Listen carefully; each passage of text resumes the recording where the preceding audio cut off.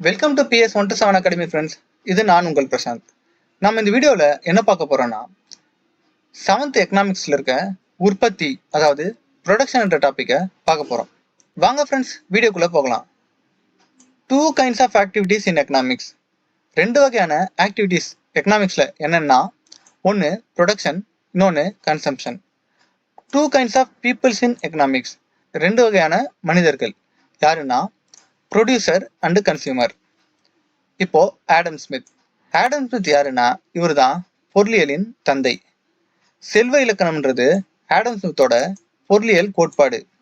Adam Smith ஏன் பொருளியலின் தந்தைன்னு சொல்றாங்கன்னா, அவரு 2 சிறந்த பொருளாதார நூலை எழுதுறாரு.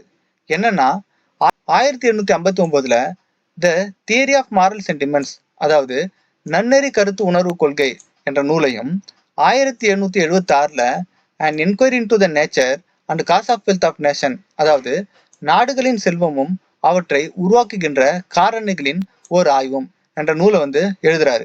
இதனால இவர் பொருளாதாரத்தின் தந்தைன்னு சொல்றாங்க. இப்போ உற்பத்தி ப்ரொடக்ஷன். நார்மலா உற்பத்தி அப்படின்னா என்னன்னா, ஒரு பொருள் இருக்கு, அதை மதிப்புடைய பொருளாவோ இல்ல நம்ம பயன்பாட்டுக்கு ஏற்றவாறு ஒரு பொருளாவோ மாத்துறது தான் இந்த உற்பத்தின்னு சொல்லுவாங்க. அதுதான் இங்க சொல்றாங்க. மாற்றத்தக்க மதிப்புடைய பொருள்களையும் சேவைகளையும் உருவாக்குவதே பொருளாதாரத்தில் உற்பத்தி எனப்படுகிறது. மூலப்பொருட்களை மாற்றி அமைத்து நம் பயன்பாட்டிற்கு ஏற்றவாறு முழுமையாக்கும் ஒரு செயல்தான் உற்பத்தி. உற்பத்தி பயன்பாட்டை உருவாக்குகிறது. பண்டத்திற்கான விருப்பங்களை நிறைவு செய்யும் ஒரு சக்தியாகவும் கருதப்படுகிறது. இதுல இருந்து உற்பத்தி என்னன்னு நம்ம பார்த்துட்டோம். உற்பத்தியோட வகைகள் என்ன அப்படின்னு பார்த்தோம்னா 3 வகைகள் இருக்கு. ஒன்று முதன்மை நிலை உற்பத்தி, 2வது 2ஆம் நிலை உற்பத்தி, 3வது 3ஆம் நிலை உற்பத்தி. முதன்மை நிலை உற்பத்தி அப்படின்னா என்னன்னா, இயற்கையாக கிடைக்கும் பொருட்களை நேரடியாக பயன்படுத்தும் செயல்பாடு தான் முதல்நிலை உற்பத்தி. இது வேளாண் துறை உற்பத்தி என்றும் அழைக்கப்படுகிறது. எடுத்துக்காட்டு வேளாண்மை, காடு வளர்ப்பு, மீன்பிடித்தல், சுரங்க தொழில் மற்றும் எண்ணெய் வளங்கள். 2ஆம் நிலை உற்பத்தி. முதன்மை நிலை உற்பத்தியிலிருந்து கிடைக்கும் பொருட்களை மூலப்பொருட்களாக பயன்படுத்தி, இதுதான் முக்கியம், மூலப்பொருட்களாக பயன்படுத்தி புதிய உற்பத்தி பொருட்களாக உருவாக்கும் செயல்பாடு. அதாவது முதல்நிலை உற்பத்தியிலிருந்து கிடைக்கிற பொருளை நாம மூலப்பொருளா இந்த இதுல பயன்படுத்தி ஒரு புதிய பொருள் உருவாக்குறது தான் 2ஆம் நிலை உற்பத்தி. அதனாலதான் இது தொழில்துறை உற்பத்தி என்றும் அழைக்கப்படுகிறது. எடுத்துக்காட்டு 4 சக்கர வாகனம், ஆயத்த ஆடை, ரசாயன பொருள், பொறியியல் மற்றும் கட்டுமான பணிகள். இப்போ 3ஆம் நிலை உற்பத்தி. நமது நாட்டின் மொத்த உள்நாட்டு உற்பத்தியில் பெரும் பங்கை வகிப்பது 3ஆம் நிலை உற்பத்தி. இது சேவைத்துறை உற்பத்தி என்றும் அழைக்கப்படுகிறது. எடுத்துக்காட்டு விற்பனை கூடம், வங்கி, காப்பீடு, கல்வி மற்றும் பாதுகாப்பு. அவ்வளவுதான் ஃப்ரெண்ட்ஸ், நம்ம 3 வகையான உற்பத்தியும் பார்த்துட்டோம். அடுத்தது பயன்பாடு, யூட்டிலிட்டி அப்படின்னா என்னன்னு பார்க்கலாம். பயன்பாடுன்னா நமது விருப்பங்களையும் தேவைகளையும் நிறைவு செய்வது தான் பயன்பாடு.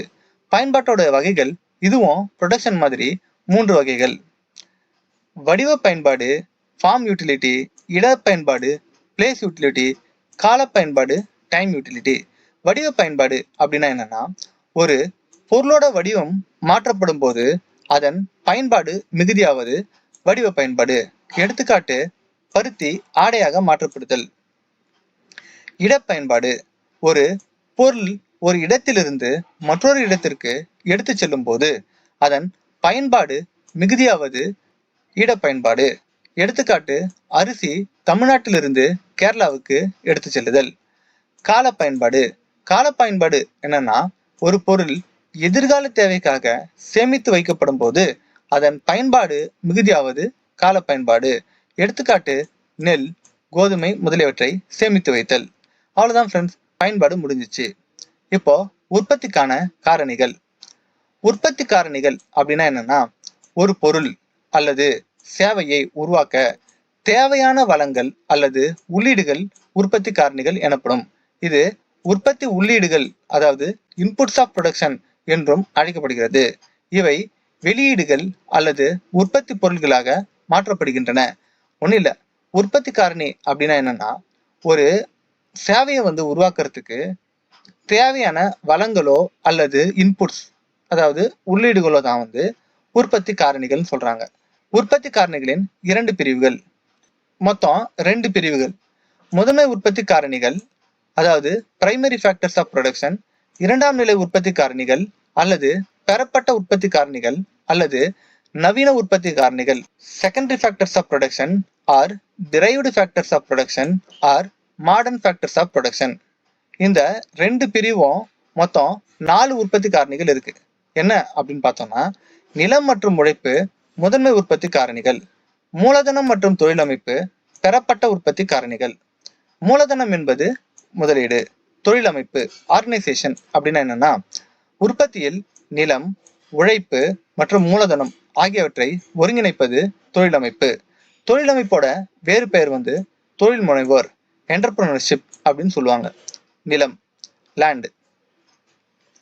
நிலம் அதாவது லேண்ட்னா என்னன்னா, இயற்கை வளங்கள் அனைத்தையும் அல்லது இயற்கை மனிதனுக்கு இலவசமாக கொடுத்திருக்கும் கொடை அனைத்தையும் குறிப்பதை நிலம் என்கிறோம். இது நிலையான அளிப்பினை உடையது. அதாவது நிலம் நிலையான அளிப்பினை உடையதுன்னு சொல்றாங்க.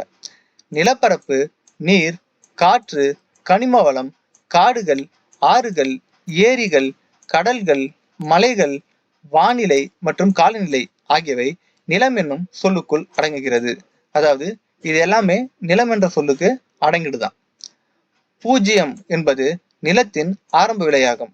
நிலத்தோட ஆரம்ப விலை 0. நிலத்தின் சிறப்பியல்புகள்.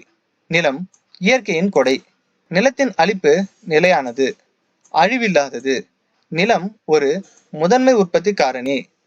இடம்பெயரக்கூடியது அன்று, ஆற்றல் வாய்ந்தது, செழிப்பு தன்மையில் மாறுபடும். இதெல்லாம் நிலத்தோட சிறப்பியல்புகள். உழைப்பு. உழைப்பு லேபர் அப்படின்னா என்னன்னா, மற்ற உற்பத்தி காரணிகளை காட்டிலும் அதிகமாக அழியக்கூடியது உழைப்பு. மனித இடுபொருள், அதாவது ஹியூமன் இன்புட் உற்பத்தி பாதையில் உழைப்பு எனப்படுகிறது. மனித உழைப்பு ஒரு மனித இடுபொருள் ஆகும். இதிலிருந்து உழைப்பு அப்படின்னா என்னன்னு தெரிஞ்சுக்கிட்டோம். ஒரு பணியை ஒருவர் செய்வதால் அவருக்கு கிடைக்கும் மனநிறைவு மட்டுமின்றி அதனை செய்வதற்காக கைமாறு எதிர்பார்த்து மனிதன் தன் உடல் அல்லது அறிவை முழுமையாகவோ அல்லது பகுதியாகவோ பயன்படுத்தி மேற்கொள்ளும் கடும் முயற்சியே உழைப்பாகும் என்று உழைப்பை வரையறுத்தவர் ஆல்ஃபர்ட் மார்ஷல். பேரம் பேசும் ஆற்றல், பார்கெனிங் பவர் அப்படின்னா என்னன்னா, தனியாக உழைக்கும் உழைப்பாளரிடம் இது குறைவாக இருக்கும். தொழிலாளிகள் தங்களுக்குள் ஒருங்கிணைந்து தொழிற்சங்கம் அமைத்து போராடுவதன் மூலம் பேரம் பேசும் ஆற்றல் அதிகரிக்கும். வேலை பகுப்பு முறை, டிவிஷன் ஆஃப் லேபர். வேலை பகுப்பு முறையை தனது நாடுகளின் செல்வமும் அவற்றை உருவாக்கும் காரணிகளும் ஓர் ஆய்வு என்ற நூலில் அறிமுகப்படுத்தியவர் ஆடம் ஸ்மித். வேலை பகுப்பு முறை ஒரு உற்பத்தியை நன்கு வரையறுக்கப்பட்ட வெவ்வேறு உட்பிரிவுகளாக பிரித்து அந்த உட்பிரிவுகள் ஒவ்வொன்றையும் ஒவ்வொரு தனிப்பட்ட உழைப்பாளி அல்லது உழைப்பாளர் குழுவினரிடம் ஒப்படைத்தலே வேலை பகுப்பு முறை. வேலை பகுப்பு முறையின் நன்மைகள்: தொழிலாளியை வேலையில் திறமையுடையவராக ஆக்கும்.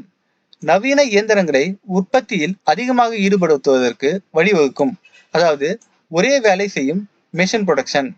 காலமும் மூலப்பொருளும் மிக திறமையாக பயன்படுத்தப்படும். வேலை பகுப்பு முறையின் தீமைகள்: தொழிலாளி ஒரே வேலையை திரும்ப திரும்ப செய்வதால் சுவையற்ற களிப்பற்ற தன்மையை அடைகிறார். தொழிலாளி குறுகிய தேர்ச்சியை மட்டுமே அடைகிறார்.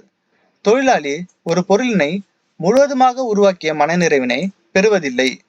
இப்போ மூலதனம் அப்படின்னா என்னன்னு பார்க்கலாம்.